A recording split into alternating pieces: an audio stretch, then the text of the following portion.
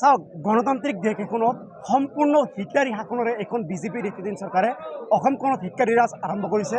আজি চাওক কৃষ্ণাৰ পাইকানত যি অমানৱিকভাৱে গণতান্ত্ৰিকভাৱে যি উচ্ছেদ কাৰ্যসূচী চলাইছে, এই কাৰ্যসূচীৰে আমি ছাত্ৰ মুক্তি সংগ্ৰাম সমিতিয়ে তীব্ৰ ভাষাৰে গৰিহণা জনাইছোঁ। আজি আমি গোৱালপাৰা জিলা ছাত্ৰ মুক্তি সংগ্ৰাম সমিতিৰ এটি সজাতি দলে এই অঞ্চলত বা এই উচ্ছেদিত অঞ্চলত আমি প্ৰৱেশ কৰিব বিচাৰিছিলোঁ, এই উচ্ছেদিত মানুহখিনিৰ বুজ ল'ব বিচাৰিছিলোঁ। কিন্তু এই হিটলাৰী শাসনৰ এই হিটলাৰী চৰকাৰৰ অসম প্ৰশাসনে বা গোৱালপাৰা জিলা প্ৰশাসনে আমাক কিন্তু ভিতৰত যাবলৈ প্ৰৱেশ কৰিবলৈ দিয়া নাই। গতিকে এইখন চৰকাৰে কি বুজাব বিচাৰিছে? এই মাটিখিনি সাধাৰণ ৰাইজৰ পৰা উচ্ছেদ কৰি মাটিখিনি কাক দিব বিচাৰিছে? আচলতে এই মাটিখিনি আদানী আম্বানীক দিব বিচাৰিছে, পুঁজিপতিৰ হাতত দিব বিচাৰিছে। গতিকে এইখন চৰকাৰ না অসমৰ হয় না অসমীয়াৰ হয়, এইখন চৰকাৰ সম্পূৰ্ণৰূপে পুঁজিপতিৰ হয়, ধনী মানুহ হয়। গতিকে বিজেপি চৰকাৰে দুখীয়া মানুহখিনিক হত্যা কৰি তিলকে হত্যা কৰি এইখন চৰকাৰে শাসনদাহ চলাব বিচাৰিছে।